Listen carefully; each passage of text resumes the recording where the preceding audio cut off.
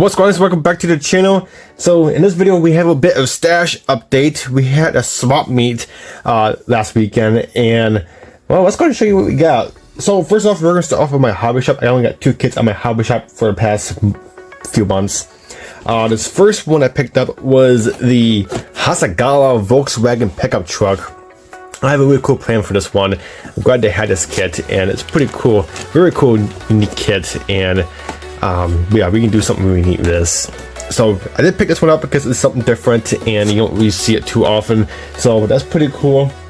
The second kit I picked up on my hobby shop, kind of wanted this one for a while. I heard some people saying this kit's kind of bad, or some people saying this kit's excellent. So, but I did pick up the 1970 Dodge Charger, or Challenger RT, which is pretty cool. So I wanted this one, and I obviously want this kit because I love the body style on this car. There we go.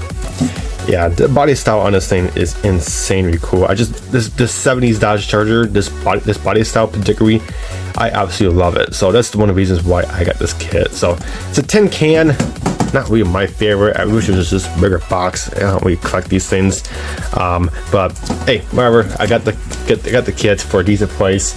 It was on sale. So that's it for the hobby shop. Now let's go ahead and go to my swap meet.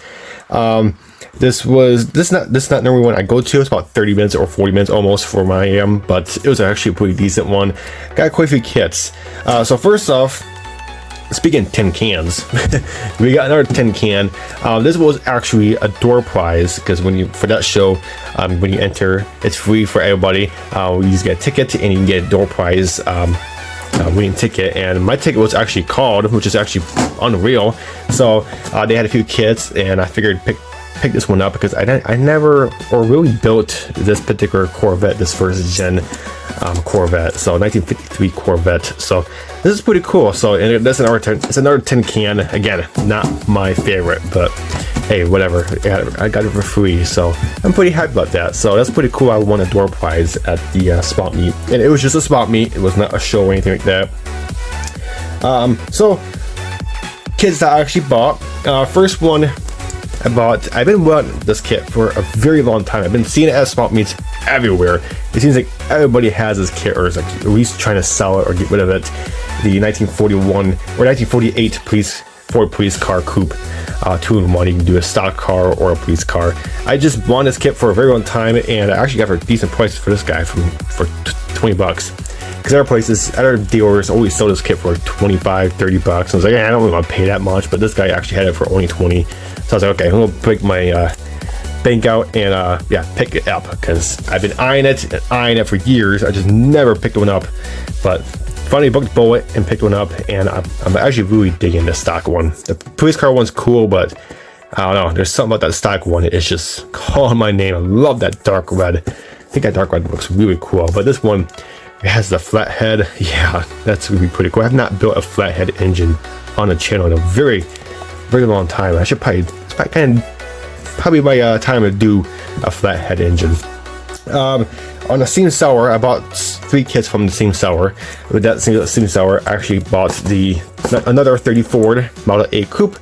Pretty cool. You can never have too many of these hot rods because you can do so many different versions.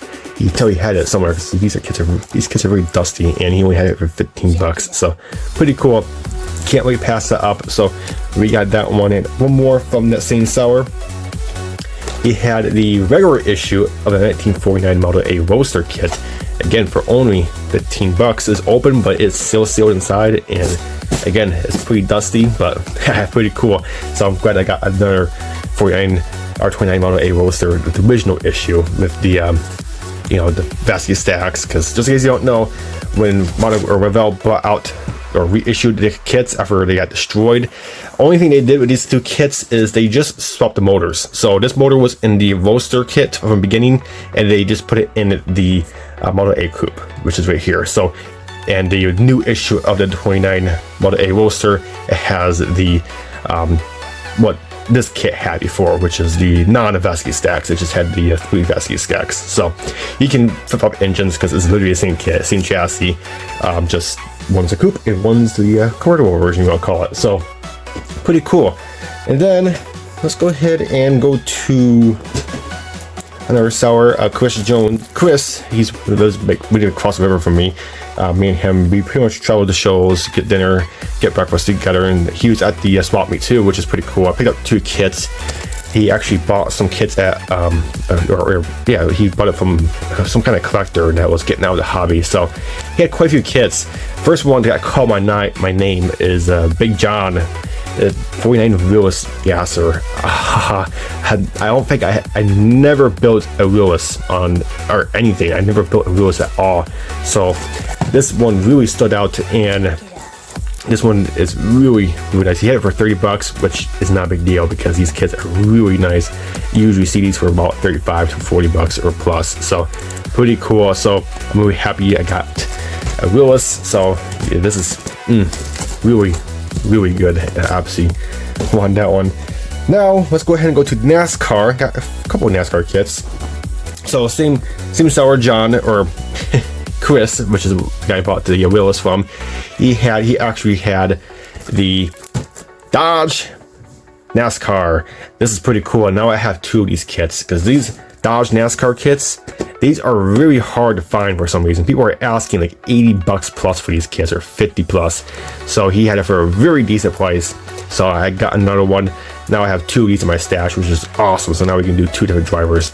Probably won't do the Dodge decal. I'm not really a fan of that. So we'll get some aftermarket decals from Mike's Decals, but really cool. I'm really happy. I'm surprised he had a Dodge NASCAR. So I'm really happy about that. So now we got 2 of those Dodge NASCAR kits. Next one I picked up.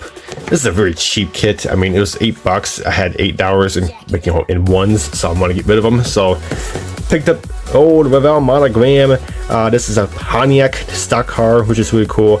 This is the 80s, the late 80s Pontiac body style, which is very cool. I think it's the 82 or 92, I think.